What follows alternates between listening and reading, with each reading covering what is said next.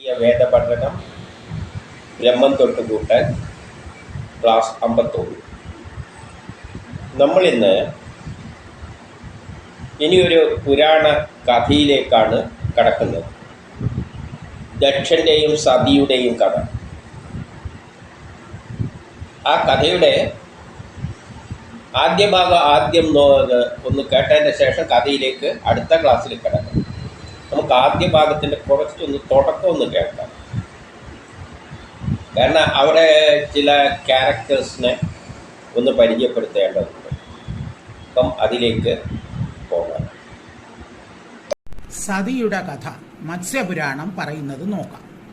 ദക്ഷന്റെ മകളാണ് സതി.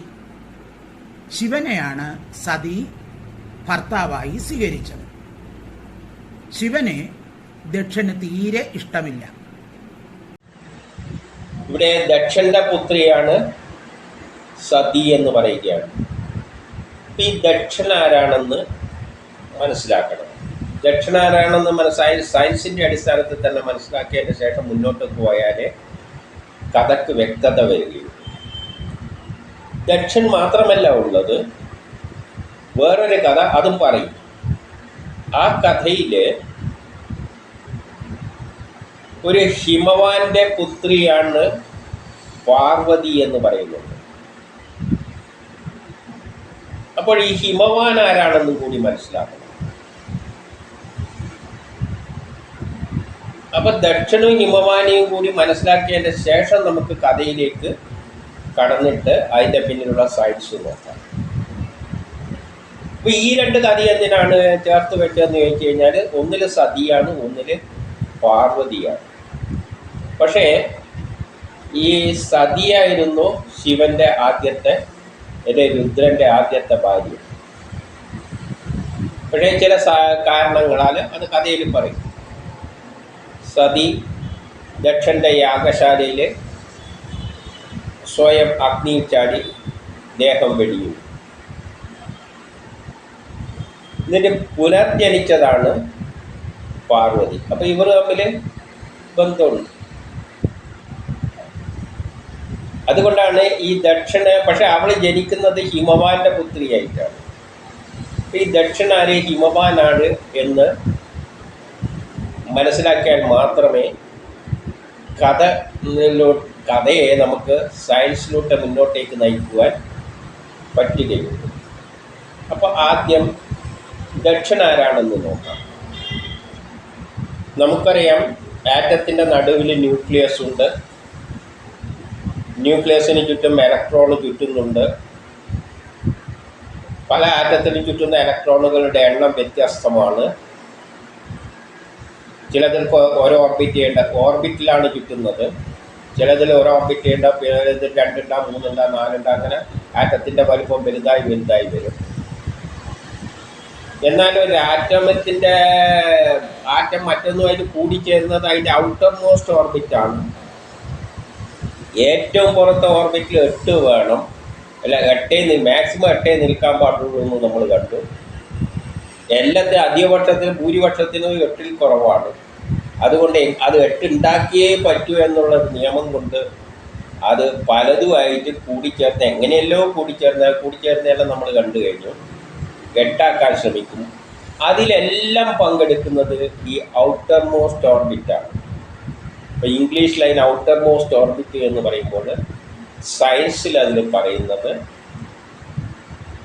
വാലൻസ് ബോണ്ട് എന്നാണ്. Balance orbit എന്നാണ്. ആ വാലൻസ് ഓർബിറ്റിലെ ഇലക്ട്രോണാണ് രാസപ്രവർത്തനങ്ങളിലെല്ലാം പങ്കെടുക്കുന്നത്. കണ്ടില്ലേ, ഓർബിറ്റിൽ ഇങ്ങനെ കൂടിച്ചേരി ആ ഓർബിറ്റാണ്. അതിനെ വേദങ്ങൾ നൽകിയിരിക്കുന്ന പേരാണ് ദക്ഷൻ എന്ന് പറയുന്നത്. ദക്ഷൻ എന്ന പേര് എന്തുകൊണ്ടാണ് കൊടുത്തതെന്ന് വെച്ച് കഴിഞ്ഞാൽ, ഒന്ന് നോർത്ത്, മറ്റേ സൗത്ത്. ന്യൂക്ലിയസ് നോർത്ത് ആണെങ്കിൽ ഏറ്റവും പുറത്തെ ഓർബിറ്റ് വരുന്നതിന് സൗത്ത് എന്ന് പറയാം. അല്ലെങ്കിൽ ഉത്തരായണം, ദക്ഷിണായനം എന്ന് പറയാം. ന്യൂക്ലിയസ് ഉത്തരായണമാണെങ്കിൽ മറ്റേത് ദക്ഷിണായനം എന്ന് പറയാം. അതിൻ്റെ ദൂരെയുള്ള ഓർബിറ്റ്, പരിധി. ദക്ഷിണായനം എന്ന വാക്കിൽ നിന്ന് തന്നെയാണ് ദക്ഷൻ എന്ന വാക്ക് കൊടുത്തിരിക്കുന്നത്. അപ്പം ന്യൂക്ലിയസ് ഉത്തരായണമാണെങ്കിൽ ദക്ഷൻ ഔട്ടർ മോസ്റ്റ് ഓർബിറ്റാണ്. അതാണ് വാലൻസ് വാലൻസ് ഓർബിറ്റ്. അതാണ് എല്ലാ രാഷ്ട്രപ്രവർത്തനത്തിൻ്റെയും പിന്നിൽ പ്രവർത്തിക്കുന്ന ശക്തിവിശേഷം. ആ ഓർബിറ്റാണ്. ആ ഓർബിറ്റിൽ തന്നെയാണ് 8 അഷ്ടദിക്പാലകരുള്ളത്. അവരാണ് ഇലക്ട്രോണിനെ എല്ലാം പിടിച്ച്. അപ്പോൾ ഈ ഓർബിറ്റിൻ്റെ പേരാണ്. അതിലൊരു 8 പോയിന്റ് ഉണ്ട്. അവിടെയാണ് ഇലക്ട്രോണിനെ കൊണ്ട് നിർത്തേണ്ടത്. അതേസമയം ഔട്ടർ മോസ്റ്റ് ഓർബിറ്റിനുള്ള പേരാണ് വാലൻസ് ഓർബിറ്റ്, അല്ലെങ്കിൽ ദക്ഷൻ. ദക്ഷൻ്റെ യജ്ഞശാല എന്ന് പറയും. അവിടെ വെച്ചിട്ടാണ് എല്ലാ യജ്ഞങ്ങളും നടക്കുന്നത്. ഈ ആറ്റങ്ങളെല്ലാം കൂടി ചേർന്നായിട്ടില്ല. ഇങ്ങനെ ഇവിടെ ഇലക്ട്രോൺ അവിടെ നിന്നാണ് വരുന്നത്. അല്ലാതെ നടുവിലുള്ള ന്യൂക്ലിയസ് രുദ്രം കാര്യമായി ഒന്നും പ്രവർത്തിക്കുന്നില്ല. പക്ഷെ ഉണ്ട്, ആ ഇലക്ട്രോണെ പിടിച്ചു വെക്കുന്നത് പറഞ്ഞു വിടുന്നതും എല്ലാം ഈ ന്യൂക്ലിയസ്. എല്ലാത്തിൻ്റെയും കേന്ദ്രം രുദ്രം തന്നെയാണ്. പക്ഷെ രാസപ്രവർത്തനത്തിൽ അടങ്ങുന്നത് ആ ഇലക്ട്രോണും ഔട്ടർ മോസ്റ്റ് ഓർബിറ്റ്, അതായത് ദക്ഷനുമാണ്. അപ്പം ദക്ഷൻ ആരാണെന്ന് നമ്മൾ മനസ്സിലാക്കി. ഔട്ടർ മോസ്റ്റ് ഓർബിറ്റാണ്. അതിനാണ് പ്രധാനപ്പെട്ട രാസപ്രവർത്തനങ്ങളിലുള്ള പങ്ക്. അതാണ് അപ്പം പ്രപഞ്ച സൃഷ്ടിയുടെ എല്ലാ സൃഷ്ടിക്ക് പിന്നിലുള്ള യാഗശാലയാണ് ഈ വാലൻസ് ഓർബിറ്റ്, അല്ലെങ്കിൽ ദക്ഷൻ. അതിലുള്ള ഇലക്ട്രോണുകൾ. പക്ഷേ ഇതിൽ തന്നെ ചെറിയ വ്യത്യാസമുണ്ട്. നമുക്കറിയാം, സൂര്യൻ തന്നെ 12 സൂര്യനായിട്ടാണ് ജ്യോതിഷത്തിൽ കാണുന്നത്, ഒറ്റ സൂര്യനായിട്ടല്ല. കാരണം മേടത്തിലെ സൂര്യൻ എന്ന് പറഞ്ഞാൽ ഭയങ്കരമാണ്. തുലാത്തിലെ സൂര്യൻ എന്ന് പറഞ്ഞാൽ ശക്തി കുറഞ്ഞ ഒരു സൂര്യനാണ്. ചിങ്ങത്തിലെ ഒരു സുഖമുള്ള നല്ലൊരു സൂര്യനാണ്. അപ്പം സൂര്യന് തന്നെ പല പേരുണ്ട്. അതുപോലെ തന്നെ ഈ ഓർബിറ്റിൽ തന്നെ വ്യത്യാസമുണ്ട്. കാരണം ഒരു ചെറിയ ആറ്റം എടുത്തു കഴിഞ്ഞാൽ ആറ്റത്തിൽ ആകെ ഒരോ ഇലക്ട്രോണേ ഉള്ളെങ്കിൽ ഒറ്റ ഓർബിറ്റിൽ നിൽക്കും. 2 ഉണ്ടെങ്കിൽ 1 നിൽക്കും. 3 കിട്ടുമ്പോഴാണ് ഈ അടുത്ത ഓർബിറ്റിൽ പോകുന്നത്. അപ്പോൾ ആറ്റത്തിൻ്റെ സൈസ് കുറയുന്നതനുസരിച്ച് കുറച്ച് ഓർബിറ്റേ ഉണ്ടാവും. അപ്പോൾ ഏറ്റവും പുറത്തുള്ള ഓർബിറ്റ് ഇപ്പോൾ ഒറ്റ ഉള്ളുവെങ്കിൽ ആകെ 1 ഉള്ളുവെങ്കിൽ പുറത്തുള്ളത് 1 തന്നെയാണ്. ഏറ്റവും പുറത്തുള്ള ഔട്ടർ മോസ്റ്റ് ഓർബിറ്റ് 1 അങ്ങനെ വരുമ്പോൾ ഈ ന്യൂക്ലിയസുമായിട്ടുള്ള എക്സ്ട്രാക്ഷൻ വളരെ കൂടുതലാണ്. ഇലക്ട്രോണും ആ ന്യൂക്ലിയസും തമ്മിലുള്ള പ്രോട്ടോണും കൂടി, ആ രുദ്രനും ഇലക്ട്രോണും തമ്മിലുള്ള ആകർഷണം വളരെ കൂടുതലാണ്. അപ്പോൾ എട്ടാക്കാൻ വേണ്ടിയിട്ട് ഇലക്ട്രോണിനെ വിട്ടുകയോ എടുക്കുകയോ എന്തോ ചെയ്യണ്ടല്ലേ. അത് അത്ര എളുപ്പത്തിലൊന്നും നടക്കില്ല. നല്ല ബലം പ്രയോഗിച്ചാൽ മാത്രമേ ഇലക്ട്രോണിനെ മാറ്റാൻ പറ്റുള്ളൂ. എന്നാൽ ആറ്റം വലുതാകുന്നതനുസരിച്ച് ഇങ്ങനെ പിന്നെയും ഓർബിറ്റ് ഉണ്ടെന്ന് വെച്ചോ. അപ്പോൾ ഏറ്റവും പുറത്തുള്ളത് ദക്ഷൻ എന്ന് പറയുന്നതിലുള്ള ഇലക്ട്രോണ് ന്യൂക്ലിയസിൽ നിന്ന് വളരെ ദൂരെയായിരിക്കും. അപ്പം ന്യൂക്ലിയസിന് അതിനെ അത്ര ശക്തിയിലൊന്നും പിടിച്ചു വെക്കാൻ പറ്റും. കുറേ ദൂരെയാണ് ആകർഷണം. നമ്മൾ തന്നെ 2 മാഗ്നറ്റുകൾ എടുത്തിട്ട് അടുത്ത് വെച്ചാൽ വേഗം പിടിക്കും. കുറേ ദൂരെ വെച്ച് കഴിഞ്ഞാൽ വലിയ കുഴപ്പമൊന്നും. അതേപോലെ വലിയ ദക്ഷൻ വലുതാവുമ്പോൾ ഏറ്റവും പുറത്തുള്ളത് കുറേ ഓർബിറ്റ് വരുമ്പോൾ ആറ്റത്തിൻ്റെ സൈസ് വലുതാവുമ്പോൾ ദക്ഷനിലെ ഇലക്ട്രോണിന് പെട്ടെന്ന് ഇറങ്ങി വേണ്ടിക്ക് പോകാം. കാരണം ന്യൂക്ലിയസിനെ അതിനെ പിടിച്ചു വെക്കാനുള്ള ശക്തി കുറവാണ്. ചെറിയൊരു ശക്തി കിട്ടിയ ഇലക്ട്രോൺ അങ്ങ് ഇറങ്ങിപ്പോകും. അത്തരം മാറ്റങ്ങൾ. എന്നാൽ ആറ്റം ചെറുതാവും തോറും അതിൻ്റെ അകത്തുള്ള ഇലക്ട്രോണും നടുവിലുള്ള ന്യൂക്ലിയസും തമ്മിലുള്ള ആകർഷണം കൂടുതലായതുകൊണ്ട് ഔട്ടർ മോസ്റ്റ് ഓർബിറ്റ് ചെറുതായിരിക്കും, അടുത്തായിരിക്കുമല്ലോ. അപ്പോൾ ആ ഇലക്ട്രോൺ അത്ര പെട്ടെന്നൊന്നും ആറ്റത്തിൽ നിന്ന് മാറ്റാൻ പറ്റും. നല്ല ഉണ്ടാക്കേണ്ട ആവശ്യം തന്നെ. ദക്ഷനാണല്ലോ ഉണ്ടാക്കാൻ ശ്രമിക്കുന്നത് ഔട്ടർ മോസ്റ്റ് ഓർബിറ്റ്. അത് ന്യൂക്ലിയസിൻ്റെ അടുത്തേക്ക് വരുമ്പോൾ ദക്ഷിണ അത്ര പെട്ടെന്നൊന്നും ഈ ഇലക്ട്രോണൊക്കെ അങ്ങ് വിടാൻ പറ്റില്ല. കുറേ ബലമെല്ലാം പ്രയോഗിക്കും.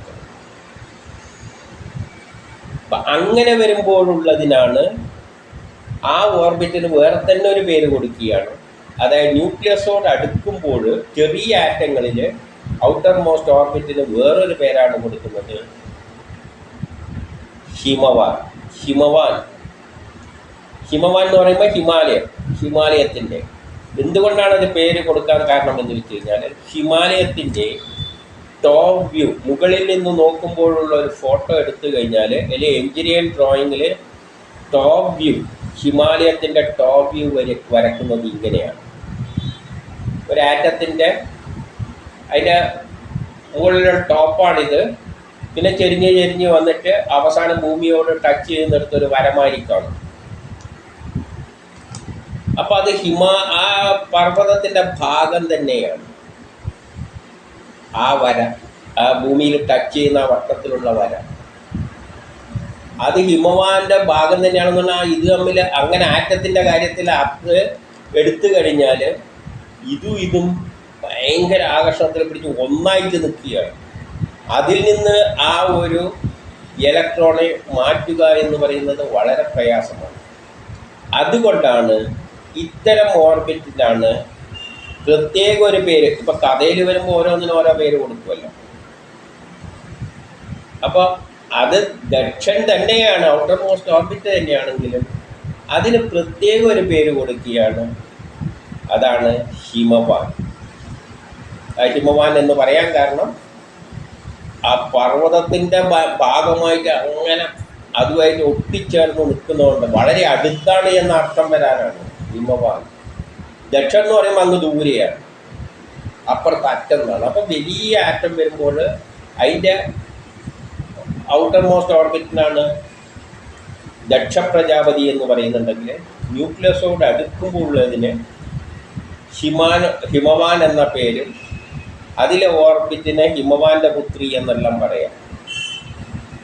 പക്ഷെ ഒന്ന് ചിന്തിക്കേണ്ടത് അതും ദക്ഷൻ തന്നെയാണ്. ഔട്ടർ മോസ്റ്റ് ഓർബിറ്റ് എന്ന പേരിൽ അതും ഔട്ടർ മോസ്റ്റ് ഓർബിറ്റ് ദക്ഷൻ തന്നെയാണ്. പക്ഷെ ഒരു കഥയിൽ വരുമ്പോൾ ഇതിനെ വ്യത്യസ്തത തിരിച്ചറിയാൻ വേണ്ടിയിട്ട് വേറൊരു പേര് കൊടുത്ത് മാറ്റി നിർത്തിയെന്നേ ഉള്ളൂ. സംഗതിയെല്ലാം ശാസ്ത്രീയമായി നോക്കുമ്പോൾ ഈ ദക്ഷന് തന്നെയാണ് ഹിമവാൻ എന്നതും വരുന്നത്. പക്ഷേ പ്രത്യേകതയുണ്ട്, വ്യത്യസ്തമാണ്.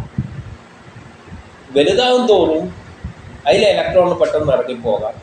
പക്ഷേ ന്യൂക്ലിയസോട് അടുക്കും തോറും ആ ഇലക്ട്രോൺ പോകാൻ പറ്റില്ല.